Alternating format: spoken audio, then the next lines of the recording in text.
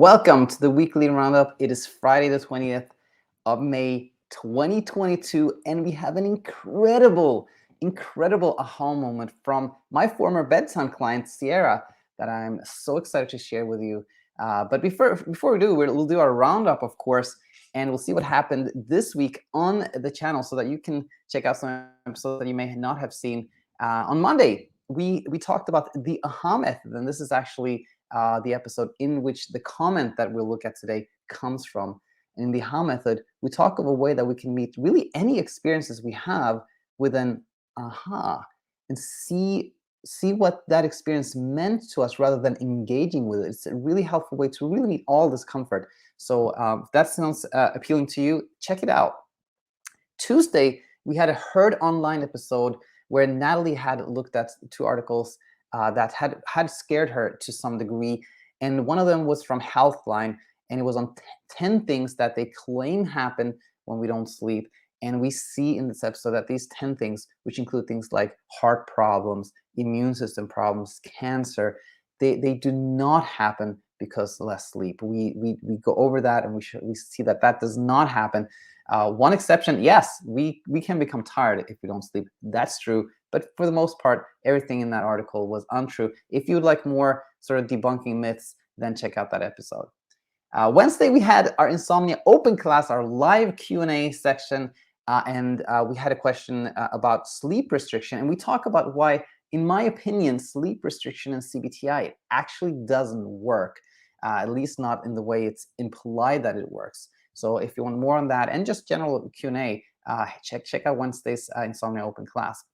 And then yesterday we had Talking Insomnia number 103, where Ashton joined. Ashton had found our channel, and he had read Set It and Forget It, and he talks about how his journey with insomnia ended thanks to the insights and the courage, and he lays it out very nicely in yesterday's episode. So I highly recommend that as well. So with that said, we will go to Sierra's big aha moment. It was just such a pleasure reading this comment. Thanks so much, Sarah.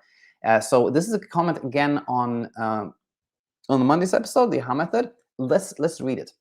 Sierra says, I just recently had a true aha moment this past week. My aha was an answer to what it means to accept insomnia. This last week, I slept very little, and once again, those feelings of frustration, anger, and annoyance came up again. On the 7th day of my speed bump, I got up from not sleeping at 7 a.m. and started cleaning up. While cleaning, I thought the most radical but common thought we have, and that's, what if I never sleep again? Is this as bad as it gets? And it's like the ultimate light bulb went off. The light bulb actually blew up. It's like everything I've learned about insomnia recovery came rushing at me all at once. I thought, well, fine. If this is as bad as it ever can be, maybe I can live with it forever. I'll be fine. I'm still living my life every day with it, not stopping me from doing anything anyway. This stretch was the longest I think I've ever had. But when I thought about it, I said, well, that wasn't so bad after all. I still worked out this week. I still went out for drinks. I still went to work. I'm a little tired. But is that it? From that, it also became crystal clear to me the ways I was still fighting insomnia. I started to recognize how I can leave this all behind by just living and loving life again. All the things I was already doing, but like I said, it all hit me. And to just weirdly invite insomnia in, almost like treating it as an extension of me and no longer treating it as not wanted. It all really made sense in that single moment. I think we have a lot of small aha moments that you collect on this journey until you get the big one that just changes everything. I started to think of insomnia as a red ball that's been suspended within a clear space, and that clear sphere represents my life. The red ball was once alone. It was all of me until I started to get more education and understanding of all this. The red ball is the insomnia that's there. It's the constant that we can't control. We can't move it. We can't toss it. We can't do anything about it if we're trying to move on its own.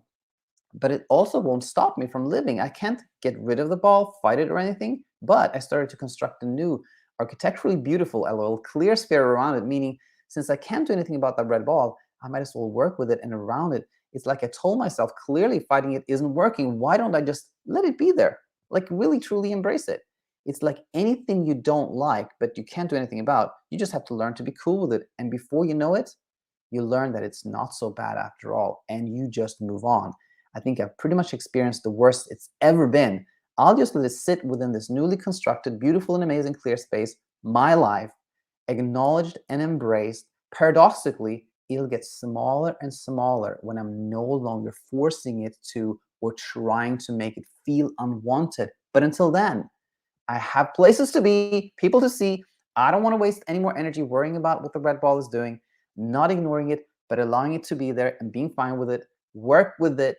That was absolutely the aha moment for me. Thanks, Coach Daniel. Thank you, Sierra. It was just a beautiful thing to read the other day. And now I'm so grateful to be able to share this. And the thing is, when somebody is educated, like Sierra, like these speed bumps, they become sources of insight and understanding. And these moments of relief, when the frustration ends, when the hopelessness is gone, they're just so magical. They're so wonderful. And if you're finding your way to that place of peace and freedom, that's wonderful. And please share it with us. But if you'd like more help, if you feel things are hopeless and frustrating, and you feel stuck, then we can help. Whether it is as a one-on-one client with myself or Coach Alina within BedTyme, or whether it is with myself and Coach Michelle in our community-based Insomnia Insight program, I really look forward to getting a chance to work with you. And if you choose to join, then I'll look forward to seeing you on the other side. With that said, I hope you have a wonderful weekend, and I look forward to having you back next week. Until then, stay out of trouble. Bye for now.